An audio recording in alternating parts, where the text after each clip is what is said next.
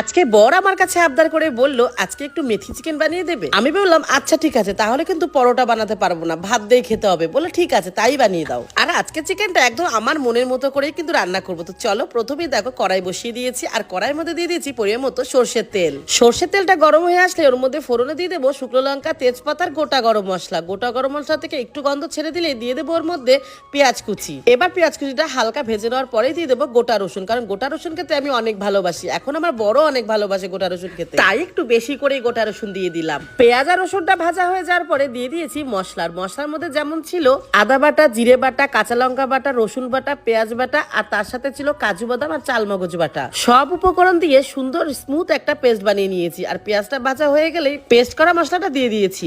মশলার মধ্যে এবার দিয়ে দিয়েছি একটু গুঁড়ো মশলা, যেমন দিয়েছি একটু ধনে গুঁড়ো, জিরে গুঁড়ো, আর দিয়ে দিয়েছি কাশ্মীরি লঙ্কার গুঁড়ো। ব্যাস, এবার ভালোভাবে মশলাটা কষিয়ে নিয়েছি। ও তার মধ্যে কিন্তু হলুদ গুঁড়ো দিয়ে দিয়েছি পরিমাণ মতো, লবণ, আর স্বাদ অনুযায়ী একটু চিনি দিয়েছি। চিনিটা দেওয়াতে স্বাদের ব্যালেন্সটা একদম ঠিকঠাক থাকে।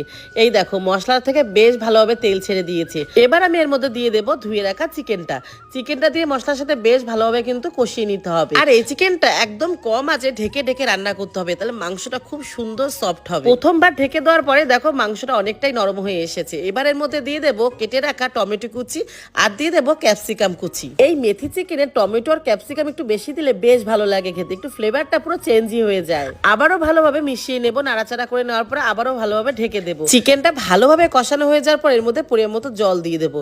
তো চলো চিকেনটা রান্না ওদিকে হতে থাকো, তত সময় তোমাদের সাথে কিছু সুন্দর সুন্দর কমেন্ট শেয়ার করি। মামনি মন্ডল বলেছে আমি আসামের গুয়াহাটি থেকে তোমার ভিডিও দেখছি, তোমার ভিডিওগুলো দেখতে অনেক ভালো লাগে, থ্যাংক ইউ মামনি। বর্ষা পারভিন বলেছে দিদি ভাই আমি তোমার ভিডিও বারাসাত থেকে দেখছি, তোমার ভিডিও দেখতে খুব ভালো লাগে, থ্যাংক ইউ বর্ষা। অলোক সাহা বলেছে খুব সুন্দর হয়েছে দিদি ভাই, আমি তোমার ভিডিও অরুণাচল প্রদেশ থেকে দেখছি, তোমার ভিডিও খুব ভালো লাগে, থ্যাংক ইউ অলোক। পূজা সরকার বলেছে আমি তোমার সব ভিডিও দেখি হাবড়া থেকে, থ্যাংক ইউ পূজা। সবাইকে অনেক অনেক ধন্যবাদ আমার ভিডিওতে এত সুন্দর কমেন্ট করার জন্য। আর এই দেখো ঝোলটা ফুটে যাওয়ার পরে ওর মধ্যে দিয়ে দিয়েছি আগে থেকে যে ভেজে রেখেছিলাম পেঁয়াজ, সে পেঁয়াজ ভাজাটা দিয়ে দিয়েছি। তারপরে এর মধ্যে দিয়ে দিয়েছি ধনে পাতা কুচি, আর দিয়ে দেবো কাসুরি মেথিটা একটু বেশি করে দিতে হবে, যেহেতু আমি এটা মেথি চিকেন করছি এর জন্য। আর দেখো একটু গরম মশলা গুঁড়োও দিয়ে দিচ্ছি। ব্যাস ভালোভাবে নাড়াচাড়া করে মিশিয়ে নিলে রেডি হয়ে যাবে কিন্তু মেথি চিকেন। আর এই মেথি চিকেনটা খেতে যে কি ভালো লাগে, পরোটা কিংবা রুটির সাথে দুর্দান্ত, ভাতের সাথেও ভালো লাগে, কিন্তু বেশি ভালো লাগে রুটি পরোটার সাথে। যাক রান্না তো হয়ে গেছে, এবার চলো বরকে খেতে দিয়ে দিই। বরমশাই খেয়ে বলুক কেমন হয়েছে। আর হ্যাঁ, তোমরা আমার ভিডিও কে কোথা থেকে দেখছো অবশ্যই কমেন্টে জানিও, নেক্সট ভিডিওতে তোমাদের নামটাও নিয়ে নেব।